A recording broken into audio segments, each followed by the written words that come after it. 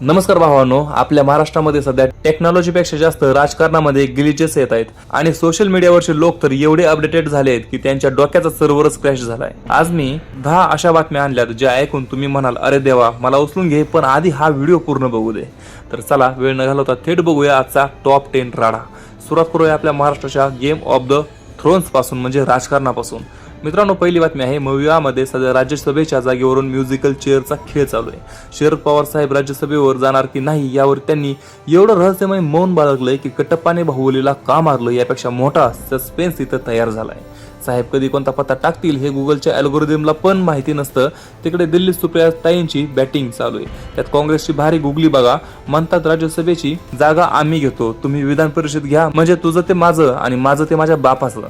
आता या ऑफरवर शिवसेना काय बॉम्ब फोडणार याकडे सगळ्यांचं लक्ष लागले। म्हणजे बघा ना, राज्यसभेची जागा म्हणजे सध्या 1 BHK फ्लॅट झालाय, ब्रोकर एकच आहे पण बघायला अख्खं गाव आलंय।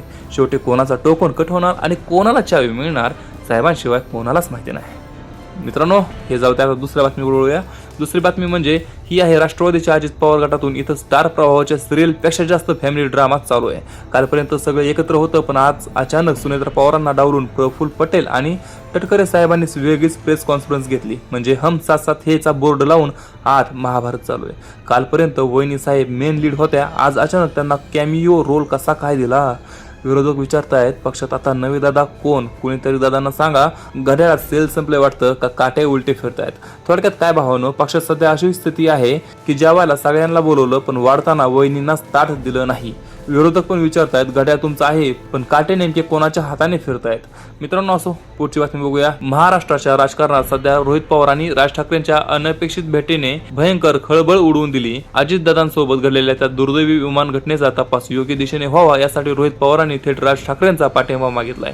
आणि या भेटीनंतर राज ठाकरेंनी जी तडाखे बंद प्रेस कॉन्फरन्स घेतली त्याने संपूर्ण राज्याचं राजकीय वातावरण एका झटक्यात तापलंय। म्हणजे राज ठाकरे आणि रोहित पवार हा असा क्रॉस ओव्हर आहे जो मार्वल वाल्यांना पण जमला नसता। रोहित पवार थेट राज ठाकरेंच्या दरबारात।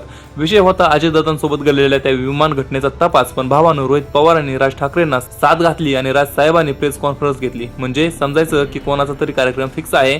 लावरे तो व्हिडिओचा पार्ट 2 आला तर कोणाकोणाची विकेट जाणार याची धाकधूक अर्ध्या महाराष्ट्राला लागली। राज ठाकरेच्या एंट्रीने या तपासाला असा काही स्पीड आलाय जसं काय पुणे मुंबई एक्सप्रेस वे वरती कुणीतरी फरारी काढली। फक्त आता पुढच्या टोल नाक्यावर कोण अडकणार हे बघायची उत्सुकता लागलेली आहे। तर चला पुढच्या बातमीकडे वळूया। तर पुढची बातमी आहे संतोष देशमुख हत्या प्रकरणातील आरोपी वाल्मी कराडचा पोरगा सुशील या पठ्ठ्याने फेसबुकवर अशी पोस्ट टाकली की भल्या भल्या नेत्यांचा बीपी वाढलाय। तर त्याने अशी पोस्ट टाकली की राज आश्रय कुणाला आम्हा की तुम्हा। भावांनो, हे वाक्य KGFच्या रॉकी भाई सारखं वाटतंय। हल्लीचे डॉन लोकांकडे पिस्तूल कमी आणि फेसबुकचा पासवर्ड जास्त डेंजर असतोय। गुन्हेगारांच्या पाठीशी नक्कीच कोणत्या नेत्याचा हात आहे या पोस्टमुळे अर्ध्या नेत्यांनी तर भीतीपोटी फेसबुक ॲपच अनइन्स्टॉल केलं असेल की बाबा चुकून आपला टॅग नको यायला, उगाच काहीतरी राडा व्हायला। तर हल्लीच्या काळात पिस्तूलपेक्षा पोरांचा फेसबुक पासवर्ड जास्त डेंजर झालाय। या एका पोस्टमुळे अर्ध्या नेत्यांनी रात्रीतून आपला फेसबुक अकाउंटच डिॲक्टिव्हेट केलं असेल की बाबा उगाच कुटाणा नको। तुम्हाला ह्याबद्दल काय वाटतं आम्हाला कमेंटमध्ये नक्की सांगा। तर पुढची बातमी आहे विधानसभेमध्ये सध्या असा राडा चालू आहे की बिग बॉस वाल्यांना पण कॉम्प्लेक्स येईल। सतेज पाटील साहेबांचा पारा असा चालला की वाटलं आता अँग्री यंग मॅनचा रिमेक विधानसभेतच होतोय की काय। त्यांनी थेट विधानसभा उपाध्यक्ष नरहरी झिरावळ यांनाच जाब विचारला आणि आपले झिरावळ साहेब त्यांची अवस्था त्या शाळेतल्या मॉनिटर सारखी झाली ज्याचं वर्गात कोणीच ऐकत नाही। झिरावळ साहेब मनातल्या मनात म्हणत असतील यार यापेक्षा मी आपल्या गावी शेती केली असती तर बरं झालं असतं, इथं तर नुसता माशांचा बाजार चालू आहे। तर मित्रांनो, हे झालं राजकारण। तर आता मेंदूला थोडा ब्रेक द्या, कारण सोशल मीडियावर जे चाललंय ते बघून तुमचं डोकं काम करणं बंद करेल। त्यामुळे वळूया आता 6व्या बातमीकडे। मित्रांनो, 6वी बातमी अशी आहे ती आहे यूपी मधली। ती म्हणजे यूपी म्हणजे उत्तर प्रदेश मधल्या एका लग्नाचा व्हिडिओ महाराष्ट्रात धुमाकूळ घालतोय। लग्नाच्या पहिल्याच रात्री नवरीने नवऱ्याच्या खोलीत जायला नकार दिला। बापरे, म्हणते कशी माझा बॉयफ्रेंड येतोय मला त्याच्यासोबत जाऊ द्या। अरे ताई, हे लग्न आहे की ओला उबेरची राईड? वाटलं तर बुक केलं, नाहीतर कॅन्सल। इथं आपल्या पोरांना साधी बायको मिळेना आणि हिचा लग्नातच वेगळा स्वयंवर चालू आहे। पण पण पण पिक्चर अभी बाकी है मेरे दोस्त। सासूचा पारा असा चढला की तिने नवरीला तिथेच बदलून काढलं। नवरीला वाटलं असेल आपण लव आजकालच्या सिनेमात आहोत, पण सासूने थेट दंगल दाखवली आणि कबीर सिंग जागेवर संस्कारी सून झाला असेल। मित्रांनो, म्हणजे कमालच आहे। इथं आपल्या सिंगल पोरांना साधी बायको मिळेना आणि हिचा लग्नातच स्प्लिट सेवीला चालू आहे। सासूने पण असा प्रसाद दिलाय की नवरीचा कबीर सिंग जागेवर संस्कारी भाऊ झाला असेलच कदाचित। तर तुम्हाला ह्याबद्दल काय वाटतं आम्हाला कमेंट मध्ये सांगा। आपण वळूया पुढच्या बातमीकडे। तर 7वी बातमी अशी आहे की परदेशी पाहुणी दिसली की आपल्या काही छपरी पोरांच्या अंगात शाहरुख खान संचार करतो. इनेस फारिया या विदेशी व्लॉगरला मुंबईत सेल्फीसाठी एवढा त्रास दिला की तिने वैतागून एकाला थेट ढकलून दिलं आणि पळवून लावलं. सेल्फीच्या नादात या पोराने थेट WWE ची ट्रायलच दिली विदेशी मॅडम सोबत.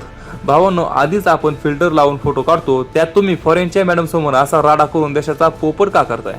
तिला वाटलं असेल भारतात लोक वाघांना घाबरत नाहीत, पण या सेल्फीवाल्यांना नक्कीच घाबरतात. म्हणजे काय मित्रांनो, तर सेल्फीच्या नादात या पोराने विदेशी मॅडम सोबत थेट WWE ची ट्रायलच दिली. पण भावांनो, स्नॅपचॅटवर कुत्र्या मांजराचे फिल्टर लावून स्वतःचे फोटो घरात बसून काढा, पण असा इंटरनॅशनल अपमान करून देशाचा पोपट नका करू बाबा. तर असो, आपण वळूया पुढच्या बातमीकडे. तर पुढची बातमी आहे पुण्यामधनं. तर पुणे तिथे काय उणे. ब्लिंकिट वाले म्हणतात 10 मिनिटात किराणा घरपोच देणार, पण पुण्यात त्यांनी चक्क एक्सपायरी झालेले पदार्थ डिलिव्हरी केले. आता मला सांगा, पुण्यातले लोक 1 ते 4 वाजेपर्यंत झोपतात, याचा अर्थ असा नाही की तुम्ही त्यांना 10 वर्षापूर्वीचं लोणचं पाठवाल. 10 मिनिटात डिलिव्हरी द्यायच्या नादात पोरांनी जुन्या गोडाऊन मधूनच माल उचलला वाटतं. पुण्यातल्या लोकांनी आता ठरवलंय 2 तास लेट चालतील, पण पोटात मुदत बाह्य बॉम्ब नको बाबा. कधी बॉम्ब फोडेल सांगता येत नाही. आता पुणेकर ब्लिंकिटवाल्यांना पावती फाडल्याशिवाय सोडणार नाही. म्हणजे काय मित्रांनो, तर ब्लिंकिटवाले म्हणतात 10 मिनिटांमध्ये डिलिव्हरी पोहोचू. अरे पण 10 मिनिटात जुनं गोडाऊन खाली करायला सांगितलं होतं का बाबा? जुनं का देतोय, एक्सपायरी झालेलं का देतोय? ताजा आणखी पुण्यातल्या लोकांनी आता ठरवलंय 2 तास लेट चालेल, पण पोटात मुदत बाह्य बॉम्ब नको. कधी पण फुटू शकतो असा बॉम्ब, काय कामाचा? तर असो, आपण वळूया पुढच्या बातमीकडे. पुढची बातमी महत्वाची आहे की साताऱ्याचे सिंगम पोलीस. तर बातमी काय आहे बघूया.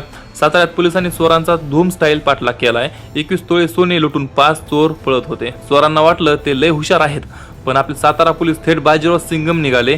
असा थरारक पाठलाग केलाय की रोहित शेट्टी पण आता त्याचा पुढचा सिनेमा साताऱ्यातच शूट करेल आणि स्कॉर्पिओ हवेत उडवेल. महाराष्ट्र पोलिसांचा नादखुळा. आता त्या चोरांची गाडी थेट पोलीस स्टेशनच्या सर्व्हिसिंग सेंटरला थांबली. आतमध्ये त्यांचा असा काही पाहुणचार झाला असेल की पुढचे 5 वर्ष ते सोनं या शब्दाला घाबरतील. चोरांना वाटलं आपण धूम मधले जॉन अब्राहम आहोत, पण साताऱ्याच्या पोलिसांनी थेट बाजीराव सिंगम दाखवला. आता चोरांची गाडी थेट एरवाडा स्टेशनलाच थांबेल आणि आतमध्ये असा पाहुणचार होईल की ते कधीही विसरणार नाहीत.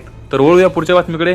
पुढची बातमी आहे सरकारी बाबू आणि PM मोदी. मित्रांनो, ही शेवटची बातमी महत्वाची आहे की सरकारी ऑफिसची जेवणाची सुट्टी म्हणजे अनादी अनंत काळ. साहेब जेवायला गेलेत, कधी येतील माहित नाही. या वाक्याला तुम्ही पण कंटाळलाय का? तर आता काळजी करू नका, कारण आता PG पोर्टल आले, त्याच्याद्वारे थेट मोदीजींना मेसेज करता येतो. आणि आता याचा विचार करा, सरकारी बाबू जेवणाचा डबा उघडणार, लोणच्याला हात लावणार, तेवढ्यात मोदीजींचा मेसेज येणार, मित्रा फाईल पुढे सरकवा, नाहीतर तुमची खुर्ची मी सरकवतो. भावानो, त्यामुळे आता साहेब 2 मिनिटात जेवण करून फाईल क्लिअर करतील. बस, आता सुट्टी कॅन्सल.